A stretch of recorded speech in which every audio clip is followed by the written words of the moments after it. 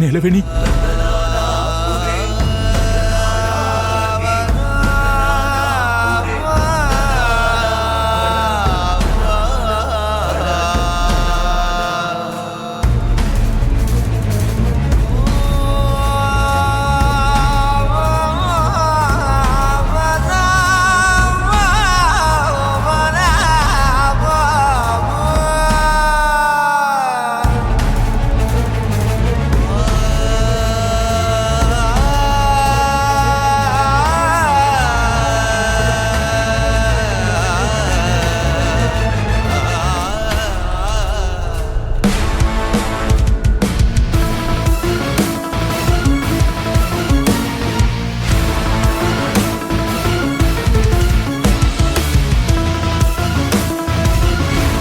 తారక్ సార్ని చూసావా?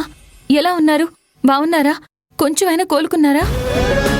ఆయన శారీరకంగా కోలుకోవచ్చేమో గాని మానసికంగా కృంగిపోతున్నారు.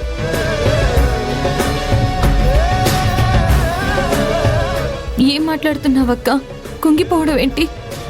మనకి ఒంట్లో బాలేనప్పుడు మనసుకి ఇష్టమైన మనుషులు పక్కనే ఉండాలి. అలా ఇష్టమైన మనుషులు పక్కనే ఉంటే ఎలాంటి పరిస్థితుల్లో నుంచైనా త్వరగా కోలుకుంటారు. కానీ తారకన్నయ్యకి ఇష్టమైన వ్యక్తివైనా నువ్వే ఆయన కంటికి కనిపించడం లేదు. ఆయన పిలిచినా దగ్గరకొచ్చే పరిస్థితి లేదు. అలాంటప్పుడు ఆయన కృంగిపోకుండా ఎలా ఉంటారు? మరి తారక్ సార్కి ఏం చెప్పావు? నేను శాశ్వతంగా ఇల్లు వదిలి వెళ్ళిపోయానని చెప్పలేదా? ఆ మాట తారకన్నయ్యకి చెప్పకుండా ఉండాలని నేననుకుంటే ఇటు నుంచిటే నేను వెళ్ళిపోవాల్సొచ్చేది. నువ్వు శాశ్వతంగా ఇల్లు వదిలి వెళ్ళిపోయావని చెప్పేశాను నిలవేణి.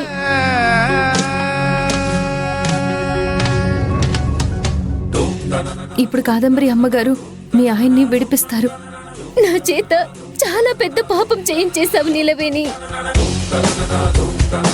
జీవితాంతం ఈ పాపాన్ని నా గుండెల మీద మోసుకుంటూ తిరగాలి.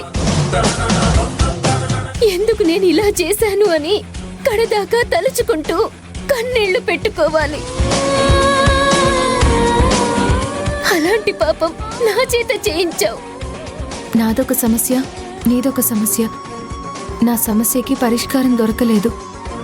కనీసం నీ సమస్యకైనా ఈ విధంగా పరిష్కారం కనుక్కున్నాం కదా. ఇంతకీ తారక్ సార్ ఏమన్నారు? నీ మీద అపారమైన నమ్మకమున్న వ్యక్తి. నువ్వు వెళ్ళిపోయావంటే అంత త్వరగా నమ్ముతారనుకున్నావా? నమ్మలేదా? నమ్మించాల్సొచ్చింది. నన్నిలాంటి పరిస్థితుల్లో వదిలి నీలవేణి ఎలా వెళ్ళిపోతుంది అని నన్నడిగారు. తనదలా అర్ధాంతరంగా వదిలి వెళ్ళిపోయే వ్యక్తిత్వం కాదు అని చెప్పారు. అతి కష్టం మీద తారకన్నయ్యని నమ్మించాల్సొచ్చింది. పోనీలే అక్క, చివరికి నమ్మారు కదా. ఆయన నమ్మారో లేదో పక్కన పెట్టు, కానీ ఇదంతా జరుగుతున్నది మాత్రం నిన్ను శాశ్వతంగా తారకన్నయ్యకి దూరం చేయడానికి. వాళ్ళు నిన్ను శాశ్వతంగా ఈ ఇంటి నుంచి పంపించేయడానికి.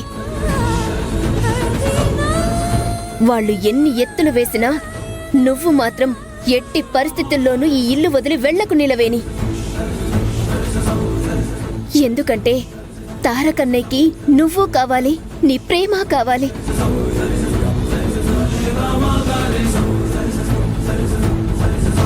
నీ ప్రేమ లేకుండా ఆయన బ్రతకలేరు.